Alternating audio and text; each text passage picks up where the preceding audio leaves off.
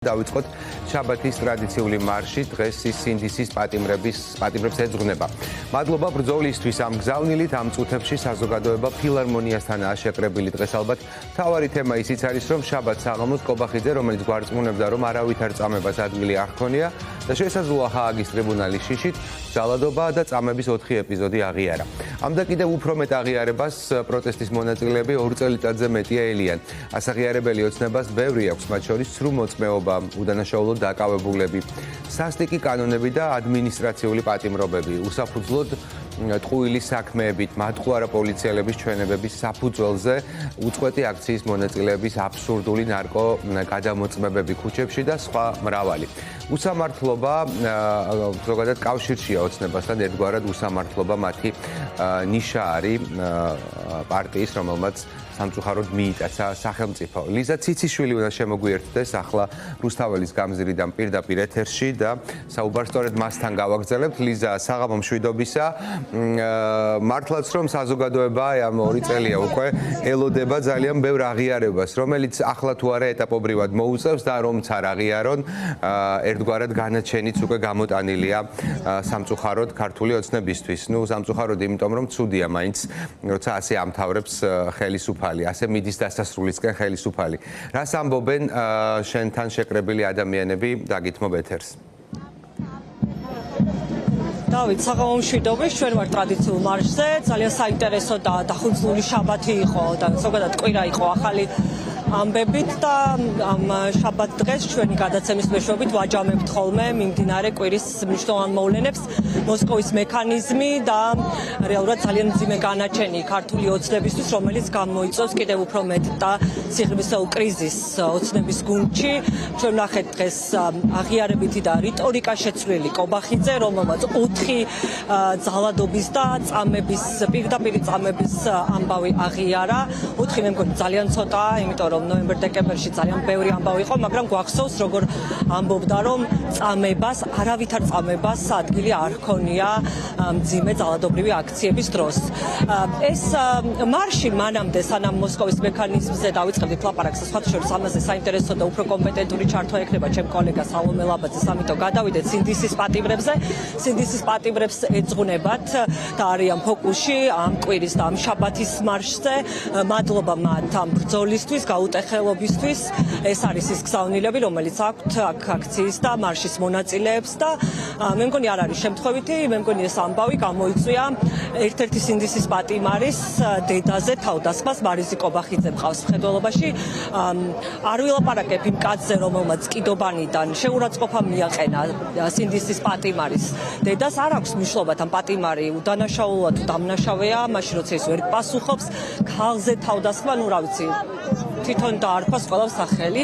მე მგონია რომ იქნებ მასაც ყავდა კეთილმოსურნეები, ვინც უთხრა რომ ასე მოქცევა. ცუდია. ჩემთან ერთად არის ლიკა გუნცაძე, ანდრო ჭიჭირაძის დედა.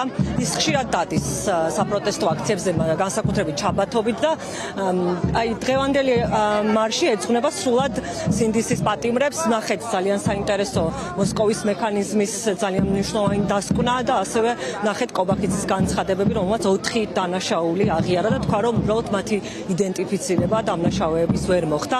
თქვენთვის როგორც დედისთვის, რაც ნიშნავს, რომ დღევანდელი მარში ეძღვნება პატიმრებს, მათ შორის ანდრო ჭიჭინაძის სახელს და გვარს.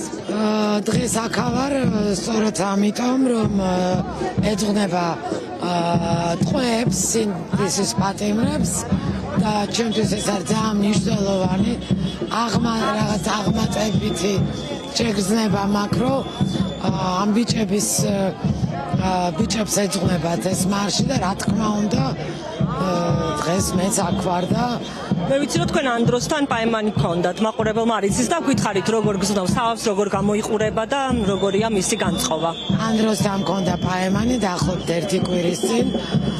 ძალიან კარგად გამოიყურებოდა, ძალიან ხნეთ არის, ბევრს მუშაობს ციხეში, იუმორის გზნობა არ დაუკარგავს. გავატარეთ რაღაც საათები ერთად, რის მერეც პრინციპში იქ ძალიან კარგი იყო, რომ ჩემ შვილთან ახლოს ვიყავი, მაგრამ ძიმე იყო გამოსვლა იქიდან, მაგრამ ყველაფერს გავუმკლავდები აბსოლუტურად, მე. კიდე ერთი საქმიანი კითხვა უნდა დაგისვათ, მე მგონი სინდისის პატიმრებს იმიტომ ეძღვნება ეს მარში ამ შაბათს, რომ ძალიან მძიმე შეურაცხყოფის მსხვერპლი გახდა სინდისის პატიმარის დედა, ხო? არ ვიცი, პროპაგანდისტული არხიდან და ამაზე რა სიტყვით? არ ვცდილობ რომ ამ ლახანკაში მჯდომ კაცზე არ ვილაპარაკო. არ ვილაპარაკოთ და სერიოზულად არ მიმაჩნია, იმიტომ რომ ეს ადამიანი მდარე პროპაგანდისტი. აი ცოტა ისეთი პროპაგანდისტი მაინც იყოს, რომ რაღაცა გული გეტკინათ. ხო, აბსოლუტურად მისი სიტყვები არის ჩემთვის წყალი. მადლობა.